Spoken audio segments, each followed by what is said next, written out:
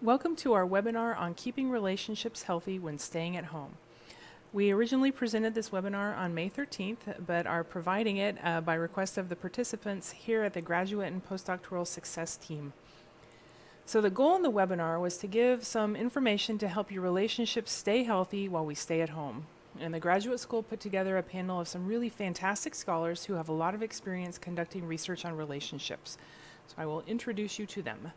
Monica Indo is an assistant professor of psychology at Concordia University in Austin, where she conducts research on communication and relationships, including social support and conflict.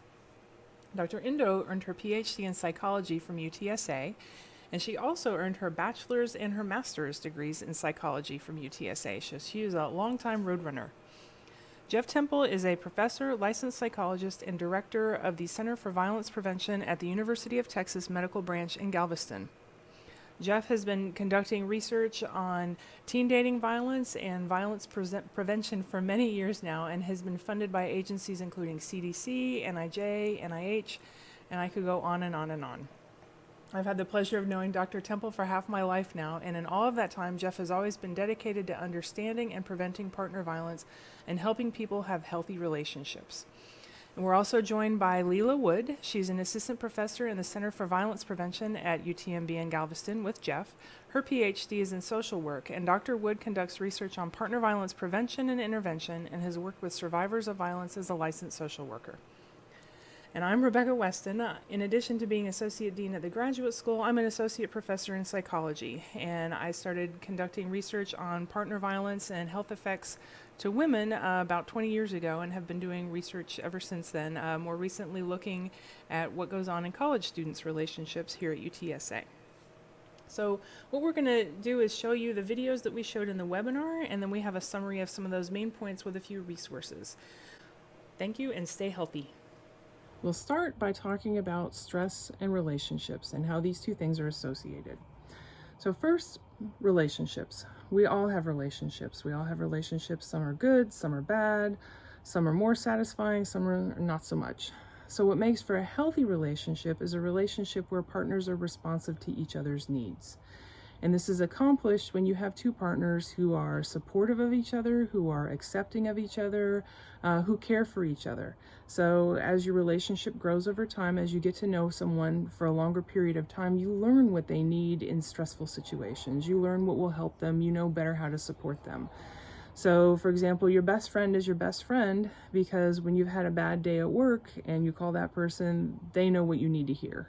You know, they need to commiserate about having an awful boss. You're there for them. So these are why these healthy relationships are some of our best relationships and what makes them work.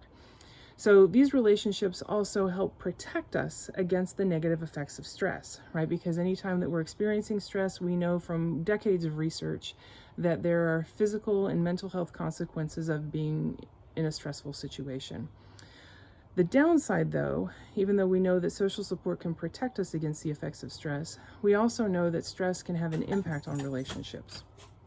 So what's the effect of stress on relationships? Well, what's a stressful situation, first of all? This situation is extremely stressful, as I'm sure many of you have experienced, in part because of how it's impacted our work. So you might be an essential worker going out, and you might be putting yourself as an essential worker at more risk for exposure. You might be stressed because you are putting yourself at risk, or even if you're not worried about yourself, you might be worried about bringing it to someone you care about. So that creates a stressful situation. And if you are not an essential worker, then you're either working now from home, which is potentially stressful because you're trying to combine your home life with your work life, and that can be complicated. And you might be not working as much as you used to, or you might not be working at all now. So the stress that's associated with that is, how do I pay the bills, right? How is it going to have an impact on your finances? So all of these work situations are different from before. They're a change in routine. Even if you are going to work every day as an essential worker, it's going to be a little bit more stressful because of who's coming in, right? If you're working at HEB right now, that is not a fun situation. So we know that this situation, just from one aspect, just from the work aspect, has created a lot of stress for a lot of people. And that doesn't even get into the impact of staying at home and how that affects people in their relationships. So there might be more people living in your home than there have been before. If you've got friends that came home from college, they're living with you now. If you've got kids that are no longer in school every day that you get to teach now, that provides an additional change in routine and can be very stressful because you're juggling multiple responsibilities now. So hopefully everybody understands that this is undeniably a stressful situation. So now that we've established what stress is and what relationships are, what healthy relationships are, how does stress impact relationships? Well, we know that stress has a tendency to have an impact on communication. So people, when they are experiencing stress, they tend to be more likely to criticize and quicker to engage in an argument, more argumentative. So, for example, if you've got two partners, one of whom is going out to work every day and the other one's not working anymore, so each person is experiencing their own different type of stress, and maybe the person who's still working has had a really stressful day and comes back and says, "Oh, I can't believe this, I've got so much going on," and the person at home says, "Well, you're lucky you even have a job," right? So a little bit more combative maybe in those interactions than you would be were we not in a stressful situation. So how do we deal with this? So now that we know that conflict can arise because we are experiencing stress and we are more likely to criticize and maybe more likely to engage in an argument. So how do we deal with that? How do we address this problem? How do we avoid these potential conflicts that could rise up into something a little bit bigger and a little bit scarier? So the first thing to keep in mind is that even though you are in this situation, you now know that it's a stressful situation, and you now know that stress can impact the way you communicate with your partners, with your friends, with your roommates. So when you keep this in mind, this can actually change the course of the communication. So Doctors Temple and Indo and Wood are going to tell you a few more different strategies, but this is probably one of the first things to keep in mind. So something happens, you're stressed out, you reach out to a friend, that friend isn't available to you. So don't immediately take that personally or think that it's something about you. It's very likely something else that they're experiencing in this situation. So just pause, remember, this is stressful for everyone. And rather than criticizing or responding to maybe someone else trying to start an argument with an argumentative response, just stop and say, okay, we're all stressed, and take a break. So I'm going to hand it over now to Dr. Temple, who's going to talk a little bit more about strategies for promoting healthy relationships. Thank you so much, Dr. Weston. And for those of you at UTSA, you're very lucky to have Rebecca Weston at your institution. She was my peer mentor at the University of North Texas after I left UTSA undergrad program. All right, so I'm going to talk a little bit about healthy relationship strategies, and I want to start off by just normalizing what y'all are going through, what we're going through right now, and normalizing your reactions, rather. And, this is obviously an unprecedented time, and it's okay to feel weird. It's okay to feel anxious, feel sad. It's okay not to feel sad. It's okay to cry. It's okay not to cry. It's okay to sleep a little bit more, sleep a little bit less, binge watch Tiger King. That's okay right now. Anything to feel better about what's going on and what we're dealing with, whether it's the economic collapse resulting from the pandemic, or you're a essential worker, or you have family that are essential workers. So next, I want to talk about conflicts. And Dr. Indo, who follows me, she's going to talk in more detail about this. But I really just want to say that conflicts are normal. They're expected. They are kind of a healthy part of a relationship in that you're definitely going to have them. It's more on how you deal with them that is constructive. And right now, in the midst of a pandemic, I think you're probably likely to have more conflicts than less with your relationship partner. I know for myself, I got upset with my wife a couple weeks ago because she said she was hungry, and she went, "Yummy, I'm hungry," and I went crazy and was like, "Dude, don't ever do that again. That's weird." And probably if it weren't a pandemic, I'd say, "Yeah, I'm hungry too."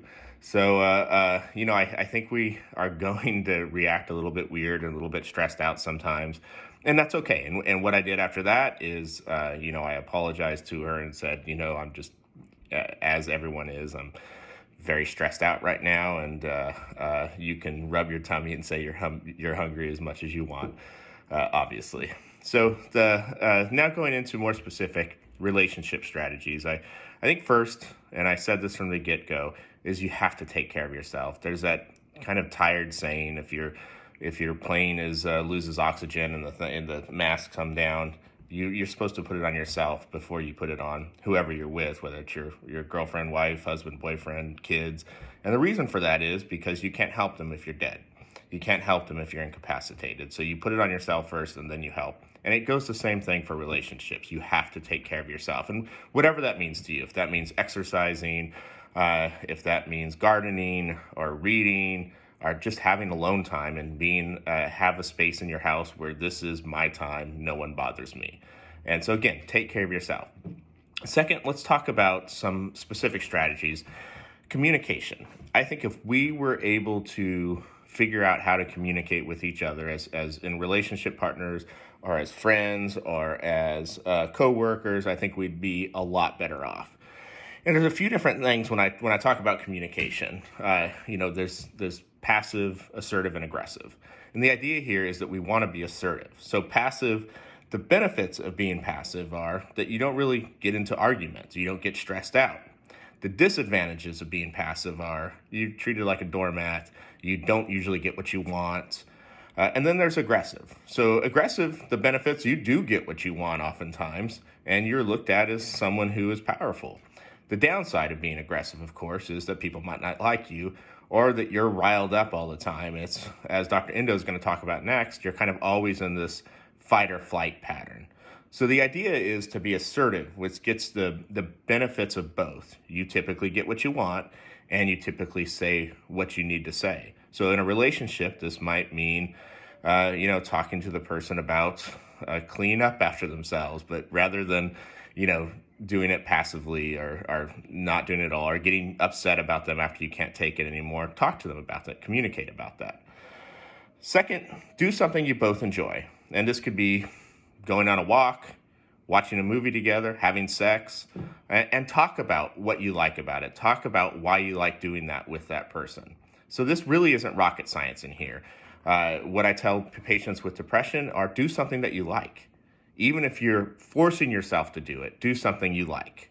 Because when we do something we like, when we do something we're interested in, it's hard to be depressed. And the same thing with relationships. When you do something with that relationship partner that you both like, that you both enjoy, it's difficult to have difficulties in that relationship. So do stuff you like and do it together. Lastly, fake it in the sense that you fake it till you make it, in the sense. And I tell patients that falling out of love, not abusive, but, buy a flower for her every time you come home from work. And they usually protest and say, you know what, I'm not going to do that. That's stupid. It's contrived. And I say, do it anyway. And they do it for a week. And then they start to look forward to the reaction that they get. They look forward to giving the flower. And so it's a little bit of that is go back to what you first enjoyed about each other, what you first liked about each other, especially during this time, because there is going to be more stress and probably more difficulties in that relationship. So go back, do the things that you did for her, do the things you did for him when you first got together, and try to recreate some of that initial attraction. Okay, thank you guys so much. Love UTSA. Fear the beak. Passing it off to Dr. Indo. Thank you, Dr. Temple, and thank you all for joining us. My name is Dr. Monica Indo, and I want to talk to you all about conflict resolution and strategies that you can use to de-escalate conflict. Right off the bat, I want to acknowledge that this is a really stressful time for many of us. We are all facing unique situations in our homes, and with that stress often comes conflict. And that can be conflict with your romantic partner, between parent and child, siblings, roommates, friends, anybody you have a relationship with, there's a potential for conflict. The goal in any conflict is to have a constructive, calm conversation. And so I'm going to talk a little bit about the way that we respond to conflict and some de-escalation strategies. But throughout it all, remember that the main goal is a calm conversation. So first thing I want to talk about is the way that we instinctively respond to conflict or confrontation. Many of you guys have heard of this, right? Fight, flight, or freeze. So for fighters, oftentimes when we are met with conflict or confrontation, the idea is, oh, I'm going to match your anger. I'm going to match you, and maybe I'll even take it a step further and be more angry than you are, right? So this is called match and escalate. A lot of times when we're approached with conflict, we match and escalate. I can be more mad than you, right? This is not constructive. This escalates an argument, or this escalates conflict. What we want to do is match and de-escalate. So if you approach me and you're angry about something, it's okay if my response is to be angry too, but I should not try to be more angry than you are, right? So match and de-escalate. The next is flight and freeze. So flight would be you're confronted with conflict, and for flight, you're like, I'm out of here. I'm not dealing with this. I'm leaving. Right now, you probably can't leave, so I'm leaving the room. I'm leaving the conversation. And then freeze would be completely shutting down, right? Being completely overwhelmed. I don't want to talk about it. Maybe it's not talking at all. Both of these don't lead to a calm conversation. In fact, oftentimes they don't lead to a conversation at all. And so remember that the goal is a calm conversation. And so really what we want to do here is something that therapists often call holding space. So taking the time to have that conversation. Holding space can mean being transparent, telling your partner, this is really overwhelming for me, letting your partner talk, showing curiosity, and just being present for that. Because when you shut down or when you leave, you're not present for that conversation. And so you're not holding space. So match and de-escalate, and then holding space. The next thing I want to talk about is taking a time out. The reason that our response is fight, flight, or freeze is often because we're overwhelmed. And when we're overwhelmed, we do whatever our instincts tell us. And so having a time out can help you to stop being so overwhelmed.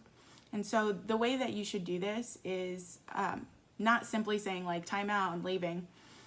You should negotiate a timeout. Talk to your partner, hey, or whoever you're having this conflict with, hey, I'm really overwhelmed right now. Is it okay if we rehatch this conversation or touch back about this a little bit later, maybe in 3 hours or tomorrow morning?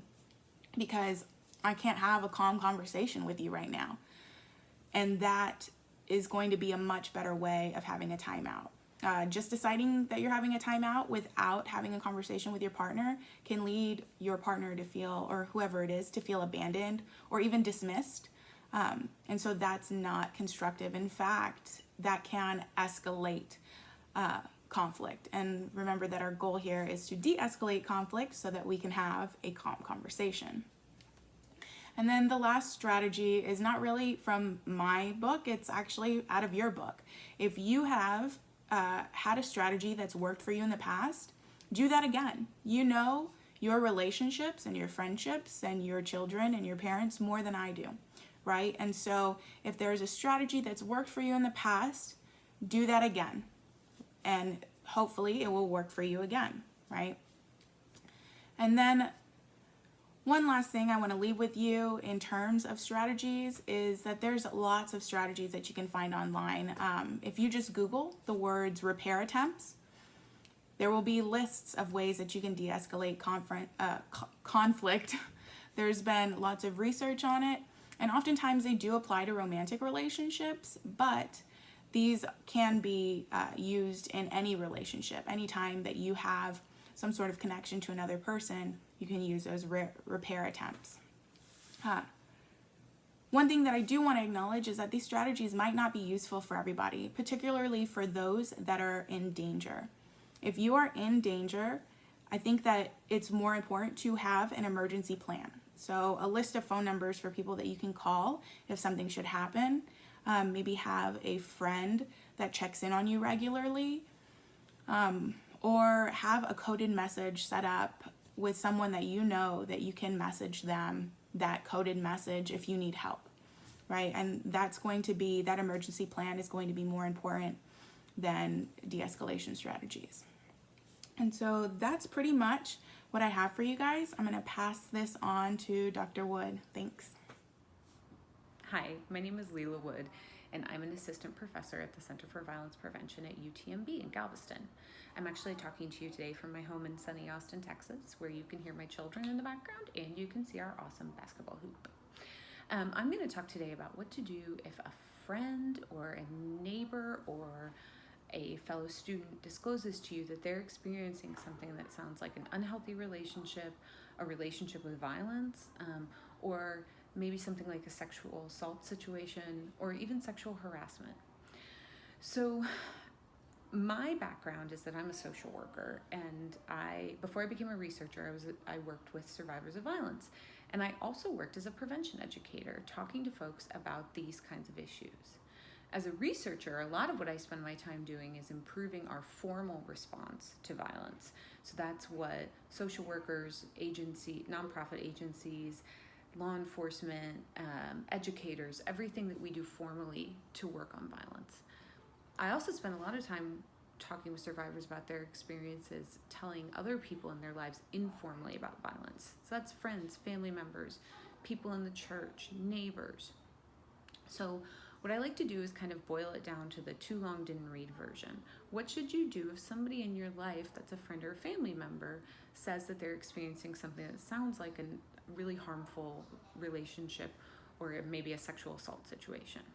So I advise 5 things.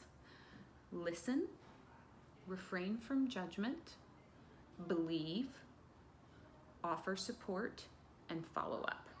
So let's start with listen. That seems pretty obvious, but it's really important just to take some time and hear what the other person's telling you. If they're telling you about something that was pretty traumatic for them or pretty hard, or they're anticipating your reaction and they don't know what it's going to be like, they might need a lot of time and space to tell their story. And it may take a while, and it may have some stops and starts, but really listening and showing that you're listening with good eye contact, good body language, saying things like, oh, okay, do you want to share more about that? Or, wow, that sounds really hard. Things that invite more sharing and conversation. The second is refrain from judgment. And this can be really hard because we're all investigators at heart. We're curious humans and we want to know the details. So we may want to ask like, oh, what happened next? Or what did you do when that happened? Or, oh my gosh, well, where is this person now? That's natural, but it's really can be overwhelming for survivors when they tell their story to get asked a lot of questions. One thing is they can sound judgmental. It can sound judgmental to get asked those questions. The other thing is sometimes when we experience trauma, what we know from neurobiology is that we don't necessarily remember things in real linear fashion for a while. So if you can refrain from that investigative role, that's really helpful. The third thing is to believe. And so even if you've got questions, there's things you'd like to know, you don't know all the information, you can believe that this person, what they're telling you, is something that happened to them. The data shows that people very rarely lie about these types of violence. So you have that knowledge in your back pocket, but really if somebody is telling you about this hard experience they had, one of the best things we can do as a support person is to start by believing. And even saying things like, I believe you. That sounds really difficult. I'm so sorry you've had to go through this. All of those things are things that signal belief. The fourth thing that's really important is to offer support. So you may not know all of the county resources for where to go if you've experienced sexual assault or something like that, but you can offer your own support, like, I'm here anytime you want to talk about this. Or would you like me to get on Google and look up some resources for you? Or I heard from this professor on this video that there are services that can be really helpful. Would you like me to look them up? Now, if you do happen to know about a good service, like at UTSA, you have the Peace Center. At UT Austin, we had Voices Against Violence. You have your local DV program. Here in Austin, our program is called Safe Alliance. If you know about those programs and you want to share that, and you have, especially if you've had positive experiences, please share those. One of the things we hear over and over again is that sharing a warm handoff, a warm referral is really helpful to survivors to vouch for that particular service. So offering support and resources. And the fifth thing is following up. So it's really important to follow up. And usually what I do is I ask somebody, I say, hey, is it okay with you if I follow up about this in a few days? Or, hey, is it okay if I ask you in a week how you're doing? And I often say, you don't need to respond. You don't need to get back with me. I just am going to be thinking about you. So that tells the person two things. One, that you care, and also it tells them that you're going to be available to talk about this further, because as they build trust with you, they may need someone to discuss with. So those are my 5 things, and I'm just going to add one more. It can be really overwhelming and sometimes tough to be the person someone's confiding in. You deserve support too. So I would encourage you to get a support network. And even if you can't talk to this other friend about what this one friend is experiencing because they want it kept private, you can still reach out and say, hey, I'm struggling, I'm helping somebody and it's really hard on me. Those hotlines, the national hotline, Safe Alliance has a chat text hotline, those are available for you too.